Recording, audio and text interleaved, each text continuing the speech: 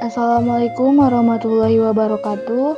Kenalkan kami dari kelompok 3 akan mempresentasikan tentang imagery dalam memori. Untuk itu, izinkan kami untuk memperkenalkan diri terlebih dahulu. Perkenalkan, nama saya Rosalina Iskandar dan ketiga rekan saya, Kamila Kairunisa, Gita Mulya, dan Rizky Priyanto. Pengertian imagery dalam memori. Imagery adalah representasi mental pikiran tentang benda-benda yang secara fisik tidak hadir atau terlihat saat itu, namun telah disimpan dalam ingatan. Imagery merupakan bayangan pikiran seorang mengenai objek atau peristiwa yang pernah dipersepsi, dialami, atau hanya dibayangkan seperti orang yang sedang melamun. Menurut Piaget dan Greenleaf, ada 3 fungsi utama untuk memahami imagery. Yang pertama, imagery menciptakan atau menciptakan kembali pengalaman dalam pikiran. Imagery didasari oleh memori, dan individu mengalami memori tersebut secara internal dengan melakukan rekonstruksi terhadap pengalaman eksternal di dalam pikiran. Selain itu, imagery juga dapat digunakan untuk menciptakan pengalaman baru dalam pikiran. Meskipun pada dasarnya imagery merupakan hasil dari memori, namun otak memiliki kemampuan untuk menyusun potongan-potongan gambar dalam ingatan dengan cara yang berbeda. Yang kedua, imagery melibatkan seluruh indera yang dimiliki. Ketika mengalami suatu peristiwa, seluruh indera memiliki peran yang penting. Visual mengacu pada penglihatan, auditoris mengacu pada suara, olfaktoris mengacu pada aroma, taktil mengacu pada sensasi dari sentuhan, gustatoris mengacu pada rasa, dan kinestik mengacu pada sensasi pergerakan tubuh pada posisi yang berbeda. Dalam menggunakan imagery, individu sebaiknya menggabungkan sebanyak mungkin indera yang ada untuk meningkatkan kejelasan dari gambaran yang dibuat. Semakin jelas gambaran yang dibuat, imagery akan semakin aktif.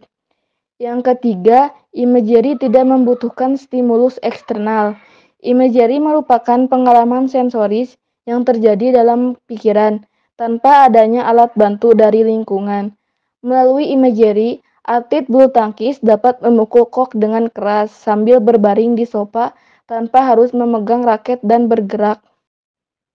Menurut Valley dan Greenleaf, ada 3 teori yang dapat digunakan untuk menjelaskan cara kerja imagery, yaitu yang pertama ada teori psikoneuromuskular atau psikoneuromuskular teori.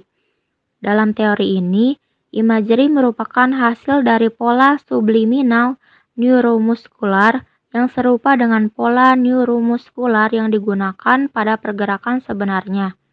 Meskipun situasi yang dibayangkan tidak menghasilkan pergerakan otot yang teramati, namun perintah dari otak menuju otot tetap terkirim. Kemudian yang kedua ada teori belajar simbolik atau symbolic learning theory. Pada teori ini, imagery bekerja karena individu telah merencanakan tindakannya. Urutan pergerakan, tujuan dari tugas, dan solusi alternatif telah dipertimbangkan secara kognitif sebelum respon fisik dibutuhkan. Dan yang ketiga ada teori atensi dan penyesuaian gugahan atau attention and arousal set theory. Teori ini menggabungkan aspek kognitif dari teori belajar simbolik dan teori psikoneuromuskular. Imagery berfungsi untuk meningkatkan performa melalui 2 cara, yaitu melalui perspektif fisiologis dengan membantu individu untuk menyesuaikan tingkat gugahannya untuk performa yang optimal, dan melalui perspektif kognitif yang membantu individu untuk menghadapi tugas secara selektif sehingga tidak mudah terganggu oleh stimulus yang tidak relevan dengan tugas. Dalam olahraga, imagery merupakan salah satu bentuk intervensi kognitif.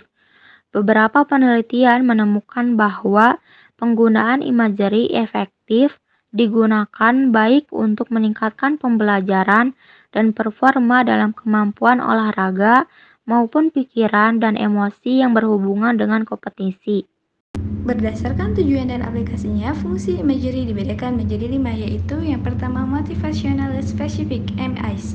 Dalam imagery ini, atlet membayangkan tujuan, goal, dan aktivitas terkait dengan tujuan tersebut. Selain itu, imagery ini terdiri atas gambaran performa atlet dan gambaran hasil yang ia peroleh. Yang kedua, Motivational Generation Mastery (MGM). Imagery ini terdiri dari 4 tema utama, yaitu kekuatan mental ketika menghadapi situasi sulit, menjaga fokus, meningkatkan kepercayaan diri, dan memberikan dukungan. Dan yang ketiga, Motivational Generation Arousal (MGA).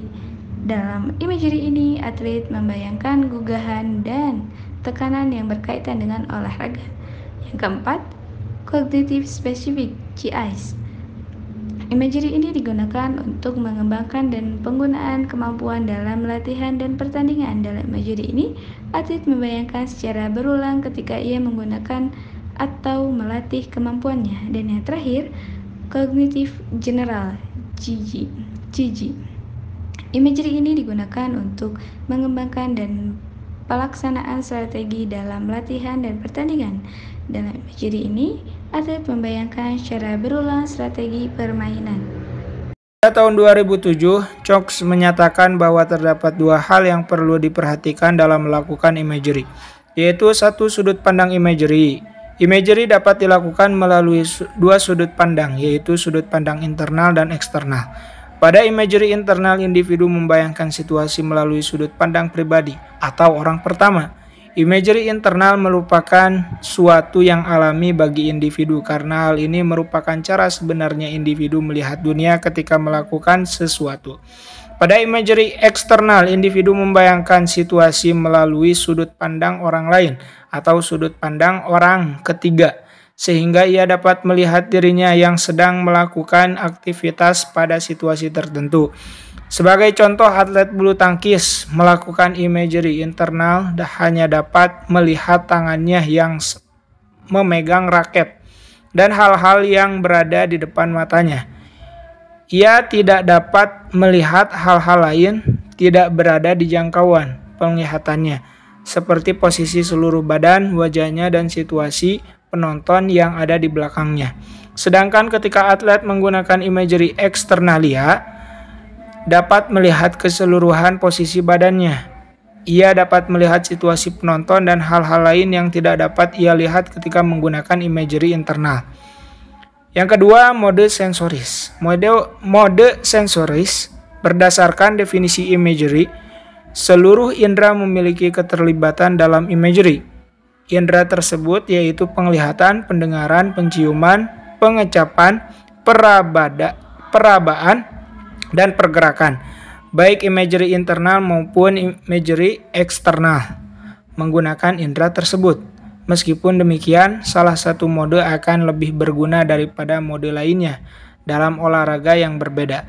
Contohnya, mode kinestetik dan auditoris lebih berguna pada atlet senam irama dibandingkan dengan mode visual. Namun, pada olahraga tinju yang membutuhkan antisipasi terhadap pergerakan lawan, mode visual lebih diperlukan dibandingkan dengan mode auditoris. Baik, selanjutnya terdapat 3 kemampuan dasar yang harus dimiliki agar imagery dapat berfungsi dengan baik. Menurut Feeley dan Greenleaf 2001, yang pertama, kemampuan untuk membuat gambaran yang jelas atau vividness. Gambaran yang jelas dapat mempertajam detail yang ada pada gambaran tersebut. Semakin jelas gambaran yang dibuat akan mempengaruhi efektivitas dari imagery.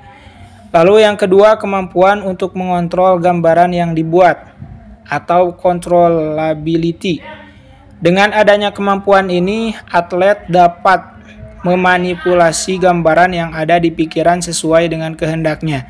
Kemampuan ini juga menjaga atlet agar tidak mudah terdistraksi oleh gambaran lain yang tidak seharusnya ada dalam gambaran yang ia buat.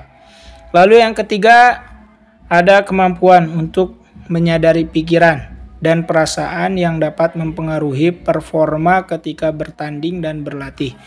atau disebut juga self-awareness. Terima kasih, sekian. Assalamualaikum warahmatullahi wabarakatuh.